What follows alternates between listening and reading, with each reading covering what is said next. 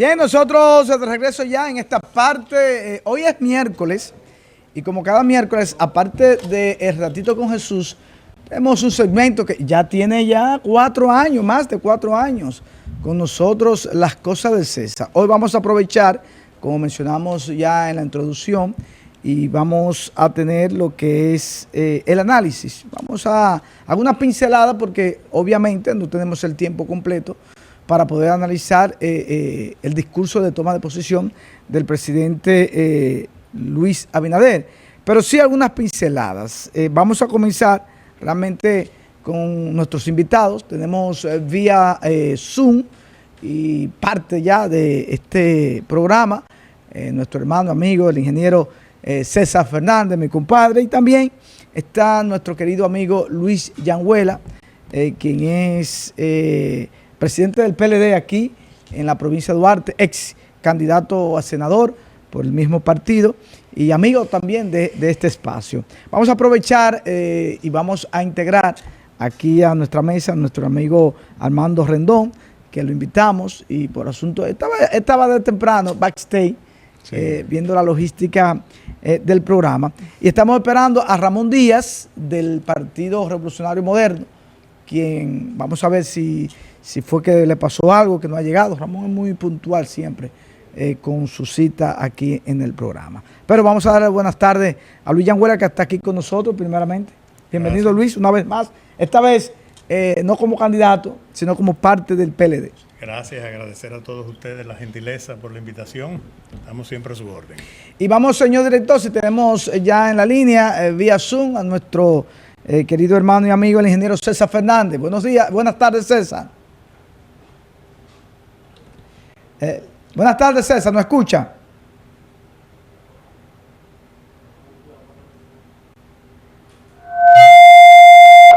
¿Escuchas? Sí, ahora lo escuchamos. Sí, buenas tardes, ingeniero.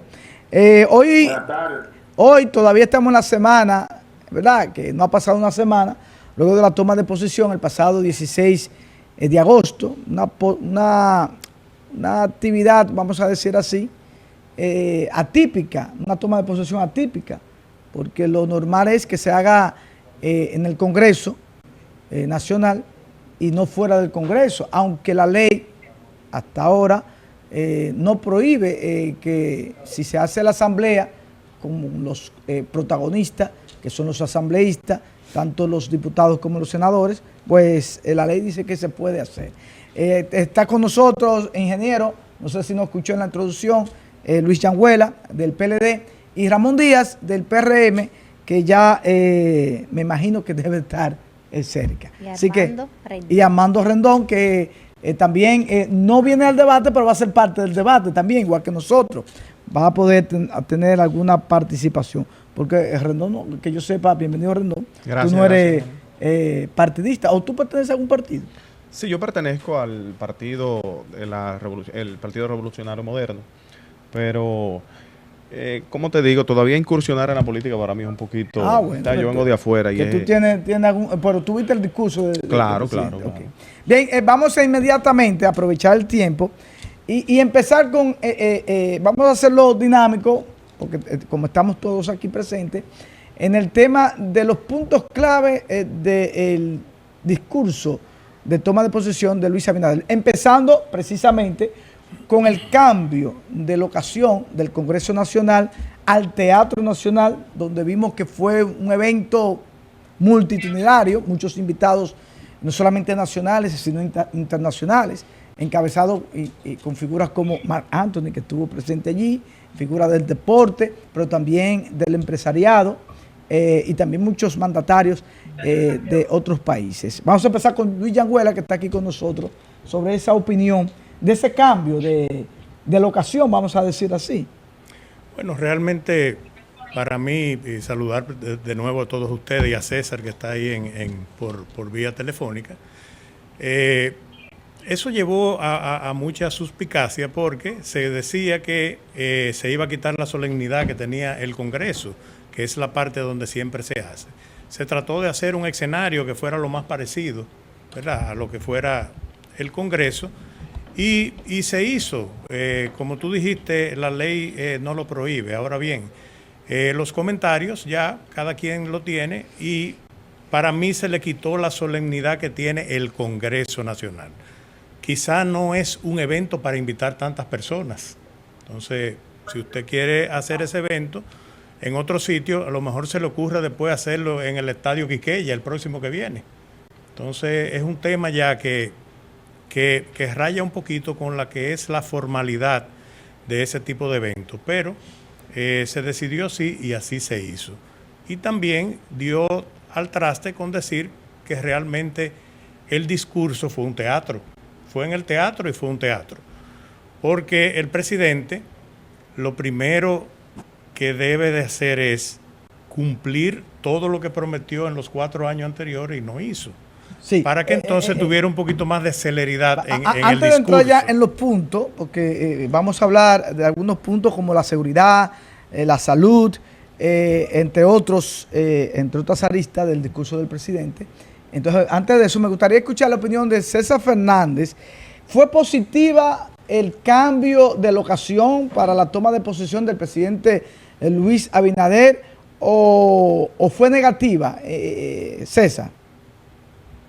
Primero saludos, Roberto, buenas tardes. Y pedirte saludos a Luis, un abrazo fuerte. Gracias, César. A todo el equipo del Toque del Mediodía que está por allá. Y pedirte disculpas, Roberto, porque si en cualquier momento salgo del aire, que estoy en Medellín, Colombia, ahora mismo, en un evento internacional sobre la construcción, que fuimos invitados por la Embajada de Colombia en la República Dominicana y estamos participando precisamente en un foro. Ahora mismo, mira, lo primero que endoso 100% lo que acaba de decir Luis. Como tú señalaste, estamos hablando del cambio de la sede, ¿verdad? Como tú señalaste, la ley, el reglamento de la Asamblea, no la Constitución ni la ley establece claramente que la sede de la Asamblea Nacional está en el centro de los héroes, en el edificio del Congreso. Eso está reglamentado y eso se ha respetado. Y dice que esta localidad se cambiará salvo causas de fuerza mayor. Entonces, la fuerza mayor que en principio adujo el presidente de la República era que el salón de la Asamblea no estaba listo. Eso se demostró que sí estaba listo, de hecho remodelado y remozado para ese evento. Al caerse eso, la excusa era que la cantidad de invitados excedía la capacidad del salón.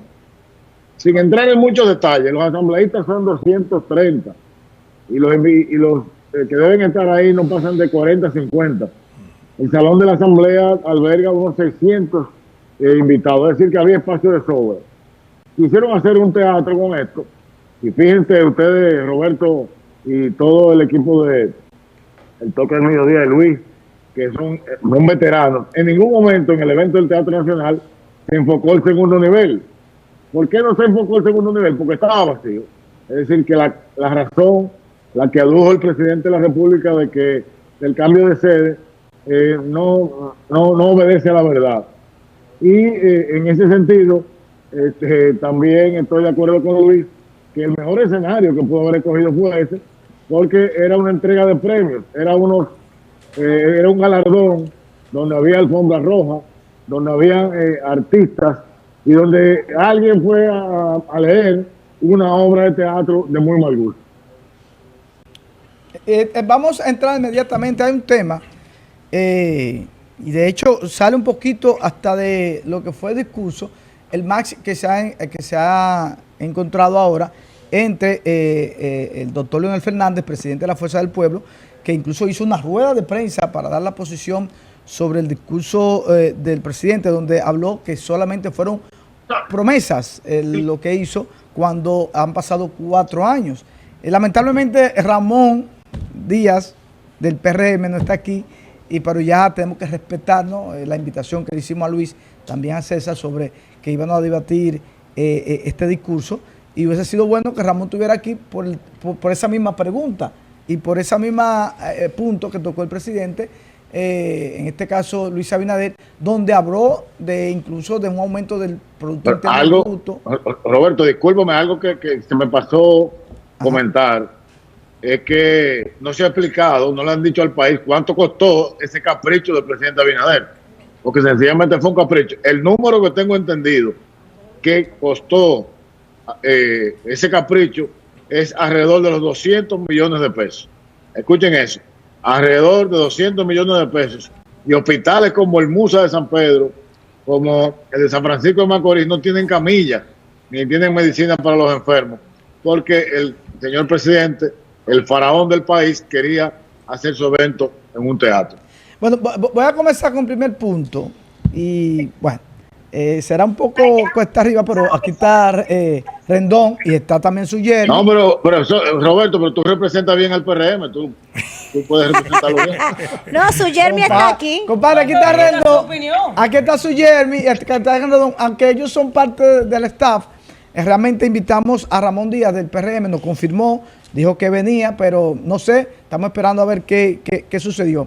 Pero dice Luis Abinader en su discurso de toma de posesión que la pobreza monetaria disminuyó en un 25.8% en el 2019, un 23% en el 2023, y eso a pesar de la pandemia, de los efectos de la guerra, y mejor aún, en este primer semestre de 2024, dice que descendió la pobreza, estamos hablando, 18.9, el nivel más bajo en toda la historia de la República Dominicana. Luis Changuela, ese punto, ¿qué dice la posición del PLD a esos datos? Mira, la pobreza monetaria pudo haber disminuido. Ahora, la pobreza extrema aumentó en 50,000 personas. Usted no hace nada sacando de una pobreza media, ¿verdad?, a las personas cuando usted está entrando al nivel de pobreza a 50,000 personas más. ¿Por qué? Porque realmente lo que es la canasta básica, lo que es la inflación, que es lo que el talón de Aquiles, que no han podido controlar, ni siquiera el gurú del Banco Central, que lo dejaron ahí, Valdés Albizu, ese ha sido el dolor de cabeza de ellos. Porque el tema de la inflación estado en todos los gobiernos. Sí, pero ahora los números de Valdés Albizu ahora son buenos. Pero cuando estaba en el PLD, lo criticaban los números y decían que era mentira lo que Valdés Albizu decía del crecimiento, pero ahora están bien. Y nosotros decimos que sí, que están bien los números, pero tú lo puedes enfocar de la manera que el presidente lo enfocó. Si usted tiene una inflación que está en el orden del 27%, y ojo, la inflación de los alimentos es un 10% más, o sea, está en un 37%, entonces tú no haces nada con aumentar los salarios como se aumentaron ahora, si la canasta aumentó 3,030 pesos más que el salario. O sea, a usted le aumentan el salario, pero en 7,000 pesos. La canasta aumenta 10,000. Entonces usted tiene un déficit del poder adquisitivo. Entonces por eso caen las personas que estaban en la pobreza media a pobreza extrema. ¿Por qué? Porque no pueden ir a comprar. Ni siquiera con el aumento de salario que hubo, no pueden cubrir los compromisos de lo que es la canasta básica. Entonces, ahí es que tú vienes a decir que cuando tú dices, esos números no sirven. Sí, sirven, tú lo manejas. Es igual que muchísimos de los números que tú ahora mismo en el tema de la educación, la educación inicial. El presidente se refiere a la educación inicial. ¿Cuál es la educación inicial? Es cuando el niño va al colegio por la primera vez, a la escuela, sí, ¿verdad? Ok, esa está muy bien. Todo el mundo que tiene un niño lo lleva a la escuela. Ahora bien, lo que es la parte de la secundaria, ¿verdad?, de la intermedia a la secundaria, ha disminuido. Ha habido más deserciones, no ha habido aumento. O sea, no llegan a ese nivel. Sí. Entonces usted tiene que enfocar las cosas en la realidad, porque después entonces se le puede desmontar fácilmente. En el punto del discurso, usted ahí le dio el punto a favor del presidente. En realidad la pobreza monetaria ha disminuido. César Fernández, dice el presidente Luis Abinader, el nivel más bajo en toda la historia, refiriéndose a la pobreza monetaria, sobre la disminución que ha tenido desde el 2019 al último trimestre de este año 2024. Digo, al primer semestre de este año 2024. Mira, sin escudriñar en muchas cifras, y endoso las cifras que Luis ha presentado, las endoso un 100%, pero para irnos más simple, para que el pueblo nos entienda, ¿cómo se combate la pobreza? La pobreza se combate de dos formas. Número uno, generando empleos, es decir, dándole oportunidad a la gente de que tenga empleos.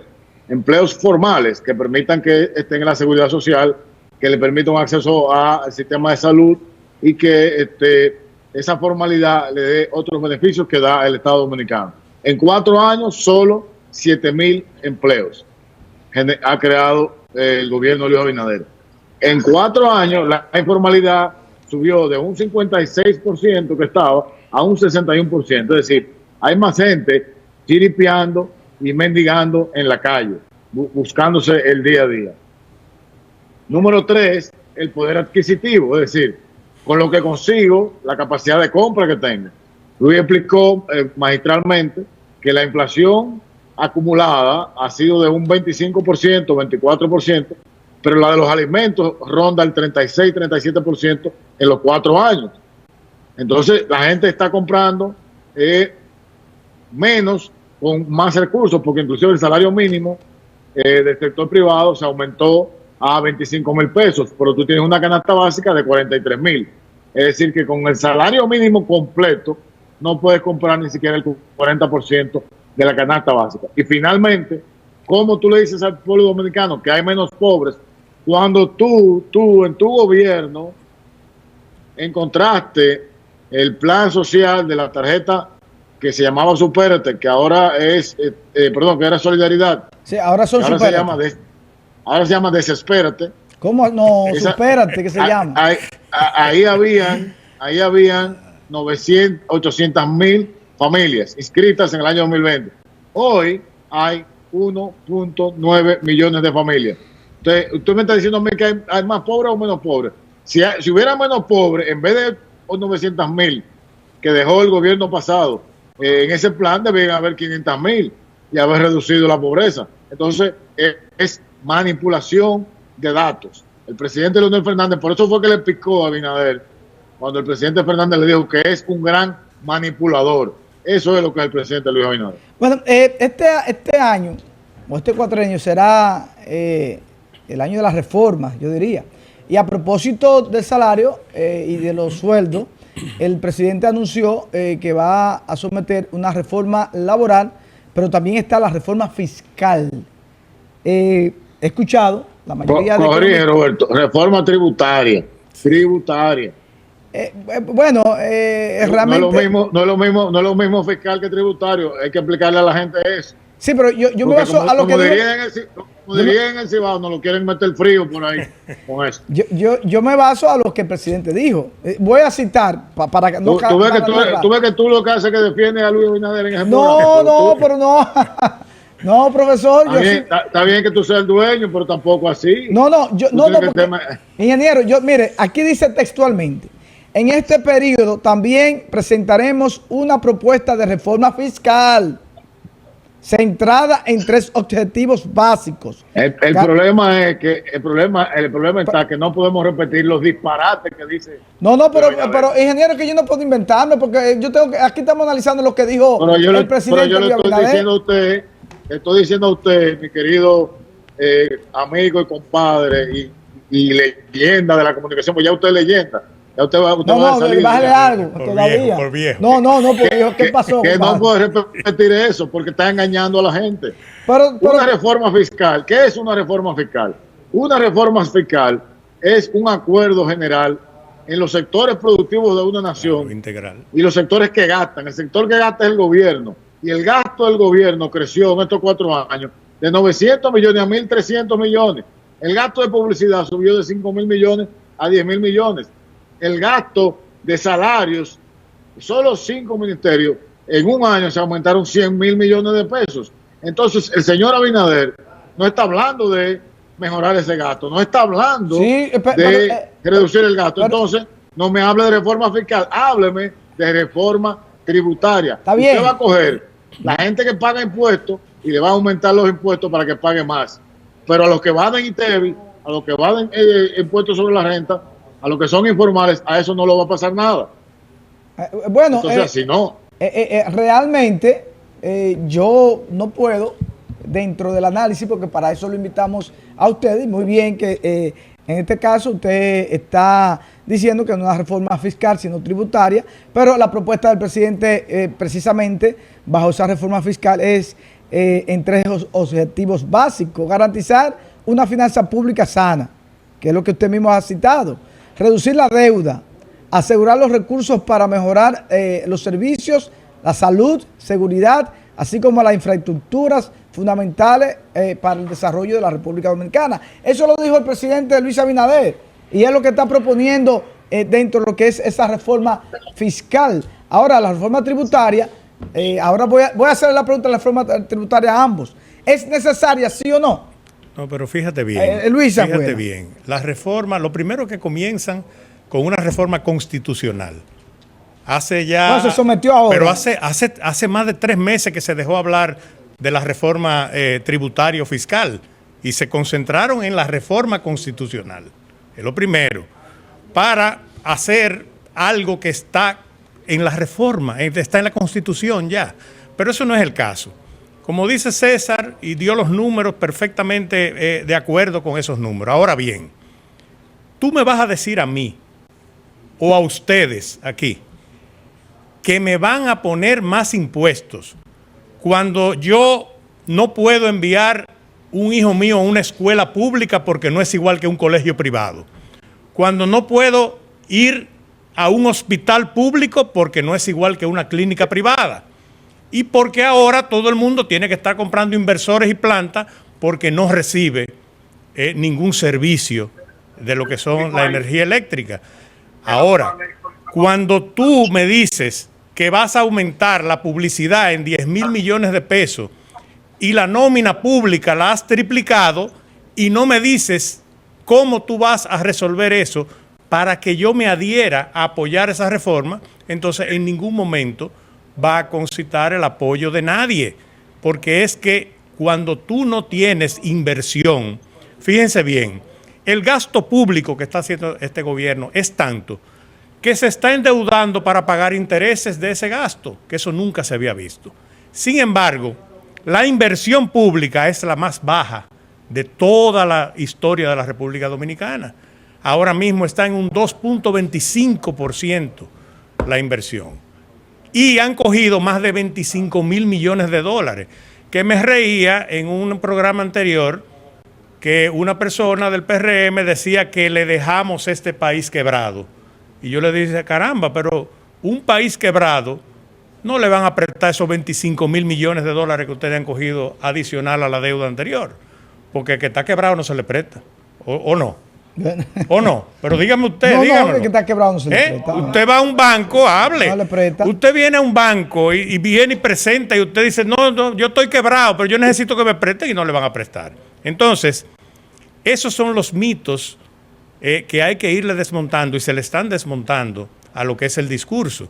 Usted no habló en ese discurso de que hay un déficit en el sector eléctrico por energía no cobrada y suministrada que anda por el orden de un 40%. ¿Usted sabe cuánto fue el subsidio de la energía eléctrica ahora? 80,000 millones de dólares. Óigame, la mitad de lo que es el déficit. O sea, eso es un 1.5 del Producto Interno Bruto que usted está destinando para eso. ¿Usted habló de cómo usted va a resolver eso? No, usted está hablando de una reforma a la Constitución y de un parche fiscal, que es lo que se está proponiendo ahora mismo. Entonces, así no va a conseguir que nadie lo apoye, porque no es verdad que nos van a poner más impuestos cuando los servicios que yo le dije, usted no lo puede recibir porque no lo están dando. Bueno, vamos a ir puntualizando. El sector turismo ha sido uno de los pilares de este gobierno. De hecho, ya se está proyectando, el presidente habló de recibir para este periodo 11 millones, más de 11 millones de turistas a República Dominicana. Ingeniero César, ¿qué usted puede decir sobre ese punto del turismo? ¿Se ha manejado bien este gobierno con el turismo? Mira, entrando de entrada corrigiendo el término de 11 millones de turistas. Es 11 millones de visitantes. En esos 11 millones de visitantes hay 2,5 millones de dominicanos y dominicanas que, como tú y como yo, viajamos de manera frecuente fuera del país. Entonces no son turistas. Turistas son aquellos que van a los hoteles y, según la descripción de la Organización Mundial del Turismo, tiene que pernoctar por lo menos una noche en la localidad para considerarse turista. Eso es de entrada. Lo segundo es que el turismo sencillamente lo que ha hecho es recuperarse de la pandemia. Recuperarse. No ha habido ninguna política pública nueva que haya implementado este gobierno para impulsar el turismo. Yo no la conozco. El Confotur, que es una iniciativa que viene de otros gobiernos, es el mismo, no ha cambiado el Confotur. Todo lo contrario, han hablado inclusive de reducirlo. Entonces, por el lado del turismo, lo que celebramos es que el turismo se ha recuperado, pero no en las cifras que ha dicho el gobierno del presidente Luis Abinader. Concluyendo con el tema de la reforma, como tal y dice Luis, tú me quieres cobrar más para no seguirme dando nada y estás hablando de promesas, las mismas promesas que hizo en el 2020. O en el 2020 no prometió la circunvalación de San Francisco de Macorís. ¿Está lista la circunvalación? ¿Me la vas a volver a prometer ahora en el 24? Entonces yo sería un tonto si te voy a seguir creyendo. Según el Fondo Monetario Internacional, la reforma fiscal es inminente. Ahora, yo me iría, si yo pudiera aconsejar al presidente de la República, por impulsar nuestra maquinaria económica, nuestros sectores agropecuarios que han estado deprimidos en estos 4 años debido a que las importaciones de alimentos terminados subieron de 3,000 a 6,000 millones de dólares, quebrando a productores de pollo, de huevo, de arroz, de plátano en todo el país. Yo iría a esos sectores a impulsar esa economía, iría a impulsar más la zona franca, a apoyar los emprendimientos, a que los préstamos del Banco Agrícola no fueran a los dirigentes del PRM, como que hasta al ministro del Interior saliente, el buen amigo Chubasque, hasta ese señor le prestaron todos los cuartos del Banco Agrícola, al alcalde de Nagua le prestaron los cuartos y a la familia. Para eso era el dinero del Banco Agrícola, no para promover el desarrollo económico en el sector agropecuario. Yo iría a esas áreas, y las áreas más sensibles que el país está viviendo ahora, como es el medio ambiente, como él habló de un desarrollo del 2032, un invento que tiene ahí, porque todo lo que es un invento. ¿Cómo tú vas a tener un país con un desarrollo sostenible en el corto, mediano, largo plazo y el medio ambiente no está incluido? ¿Cómo tú me hablas de educación cuando todos sabemos que los niños de 10 años no entienden lo que leen y ahora ni siquiera hay las aulas suficientes para que los niños estén? ¿Cómo tú no me hablas de educación superior? ¿Cómo no me hablas de inteligencia artificial? De todo lo que está ocurriendo en el mundo. No, tú me hablas solamente de los sueños, la manipulación y las mentiras que nos tienen acostumbrados a decir. Bueno, vamos a puntualizar el tema de la reforma policial. El presidente habló de las mejoras que se ha hecho con la Policía Nacional. Le ha aumentado el salario, le ha dado capacitación, han captado más o han reclutado más jóvenes para la Policía Nacional para garantizar la seguridad ciudadana. Villanueva pues se ríe. Yo me río. Puede portar. Y la cifra, los policías están toditos ganando. Bueno, se aumenta, pero yo no entiendo. ¿Y eso disminuye la criminalidad? Que los policías estén mejores. Si están mejores los policías. Sí. Pero por algo debe empezar.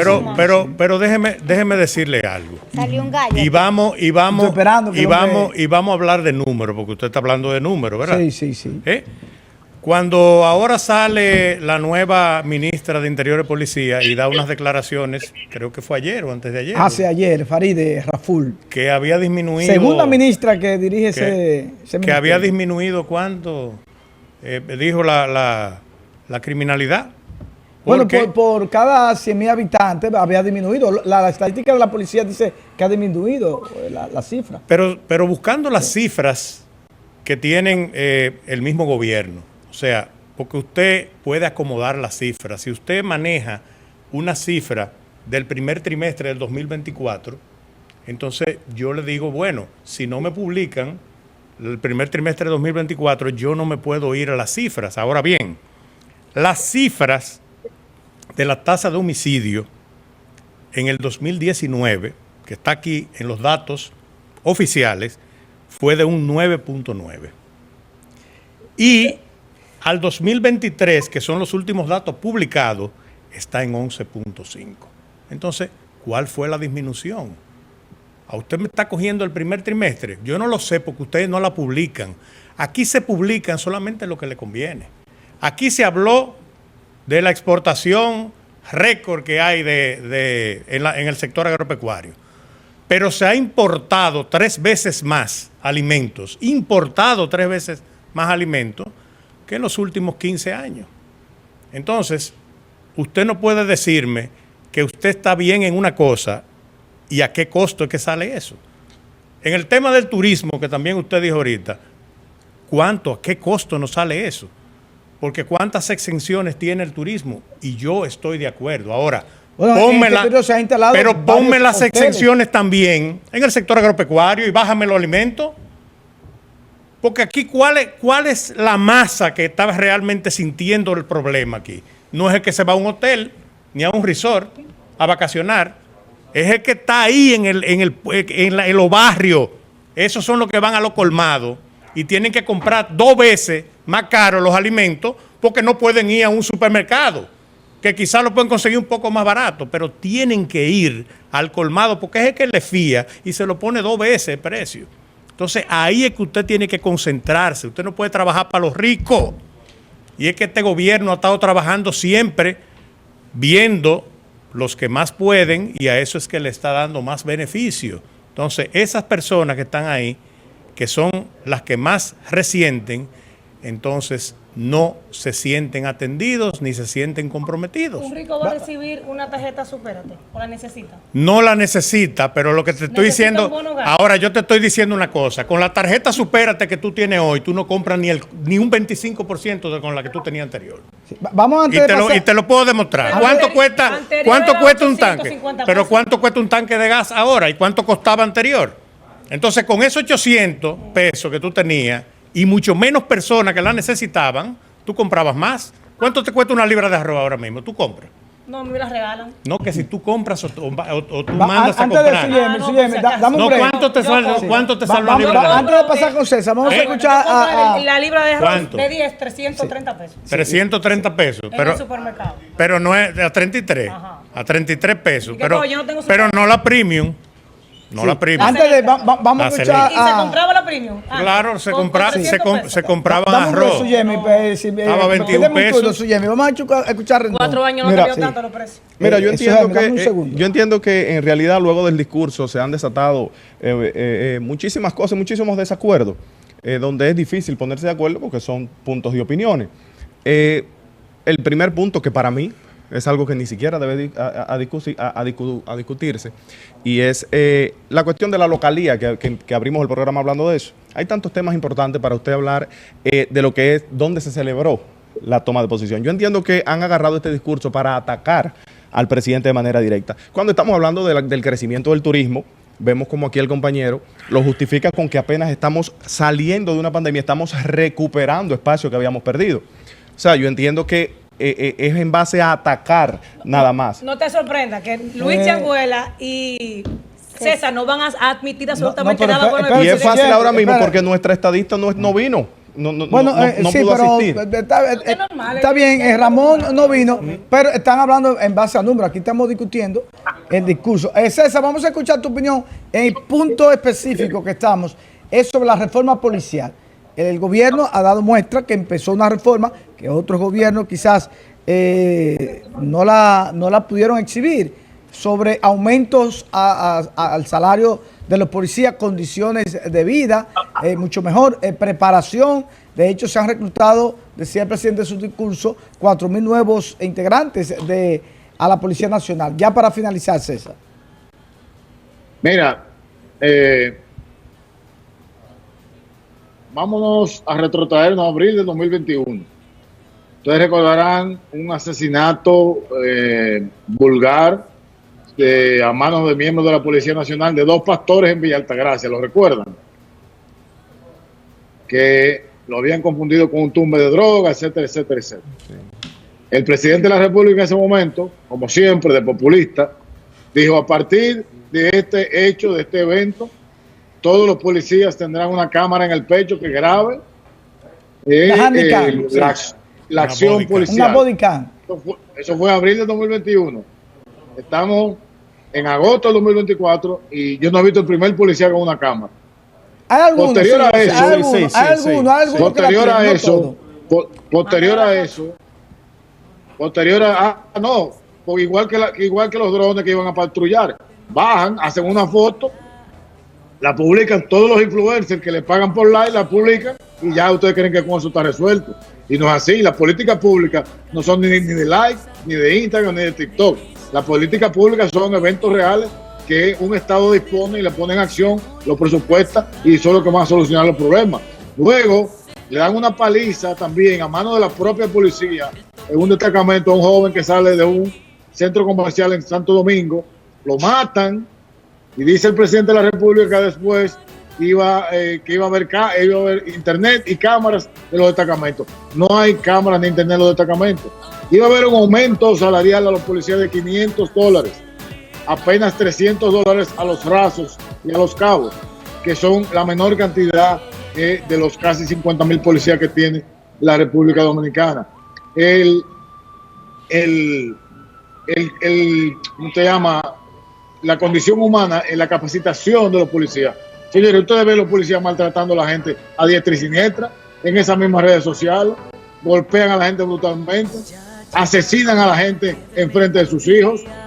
Independientemente de que haya un criminal que esté señalado por un delito, usted no es juez, ni aquí hay pena de muerte, y eso está pasando aquí. Entonces, ¿de cuál reforma a la policía que estamos hablando? Es esa. Como dice Luis, esa reforma, la mejora a los policías, no tiene que ver nada, no es directamente proporcional a el control del crimen ni la política criminal. Todo lo contrario, en la política criminal, que es una herramienta del Ministerio Público, quiere ser arrebatada ahora y pasársela a la guardia a través de la ley Mordaza del DNI. César, lamentablemente el tiempo empezaba un poquito tarde. Agradecerte a ti, a Luis Changuela, a Rendón, que estuvieron aquí con nosotros.